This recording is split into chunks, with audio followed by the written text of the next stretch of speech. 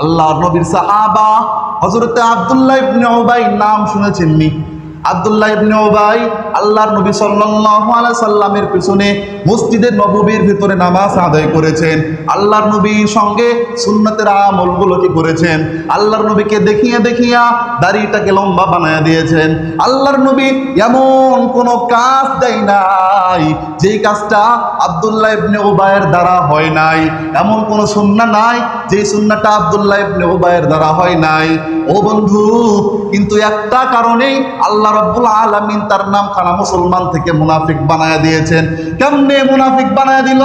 দুনিয়ার জমিনের ভেতরে আমার নবীকে অনুসরণ করেছে, কিন্তু আমার আল্লাহর নবী যেই কথাগুলোকে বলেছে ওই কথাগুলো আবার কাফের মুশরিকদের ভিতরে গিয়ে লাগায়া দিয়েছে।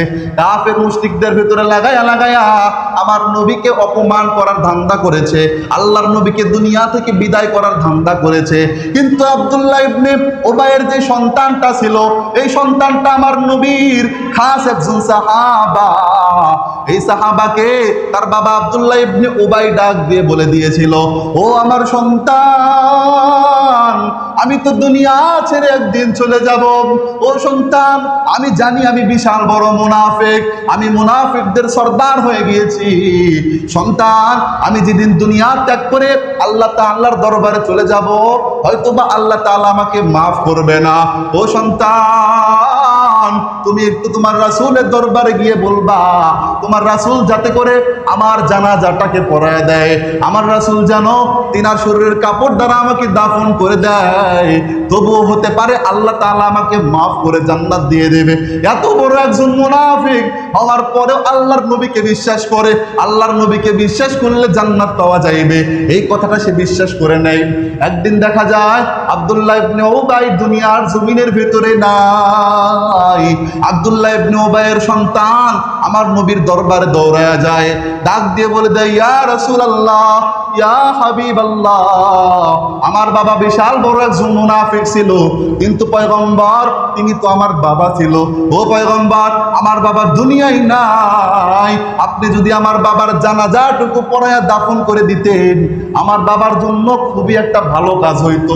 আমার নবীর তো দয়ার শরীর, মুনাফিক দেখেন নাই, মুসলমান দেখেন নাই, নবী দৌড়ে গিয়েছে আব্দুল্লাহ ইবনে উবাইয়ের জানাজা পড়ার জন্য। আব্দুল্লাহ ইবনে উবাইয়ের কাফনের কাপড়টুকু আমার নবীর জুব্বা দ্বারা করায়া দিল। আব্দুল্লাহ ইবনে উবাইয়ের মুখের ভেতরে আমার নবীর লালা মোবারক দিয়ে দিল। যখন জানাজার ভেতরে দাঁড়ায় যায়, হযরত ওমর ফারুক রাদিয়াল্লাহু আনহু ডাক দিয়ে বলে দেয়, ও পয়গম্বর, আপনি আব্দুল্লাহ ইবনে উবাইয়ের জানাজাটুকু পড়াইবেন না, কারণ তিনি মুসলমান নামধারী ছিল, তলে তলে সে একজন মুনাফিক ছিল। মুসলমান যেহেতু ছিল না, আপনি নবী ওই ব্যক্তির জানাজাটুকু পড়াইবেন না। আমার পয়গম্বরের দয়ার শরীর ওমরের কথা না শুনিয়া শুনিয়া জানাজাটা পড়ায়া দেয়, দাফনের কাজ শুরু করে দেয়। আল্লাহ তাআলা ওই সময়ের ভিতরে কোরআনের ভিতরে আয়াত নাযিল করে দেয়, ইস্তাগফির লাহুম আও লা তাস্তাগফির লাহুম। ও পয়গম্বর, এই মুনাফিকের জন্য আপনি তাওবা করে কি করবেন, আর এই দুনিয়ার জমিনের ভিতরে মাফ চেয়ে কি করবেন? আপনার মাফ চাওয়া না চাওয়া আমি আল্লাহর দরবারে দুটোকেই সমান বানায়া দিলাম। নাউজুবিল্লাহ বলেন। আমার নবী আব্দুল্লাহ ইবনে উবাইয়ের জন্য দোয়া করতেছেন, আল্লাহ দোয়া কবুল করতেছেন না, কারণ তিনি মুনাফিক ছিল।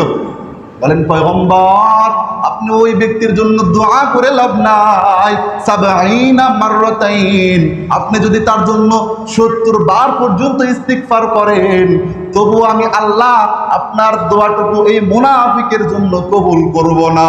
ও বাবাজি আমার, আমার আল্লাহ তাআলা যদি আমার পয়গম্বরকে এই কথা বলে দেয়, আপনি আমি কি হয়ে গেলাম?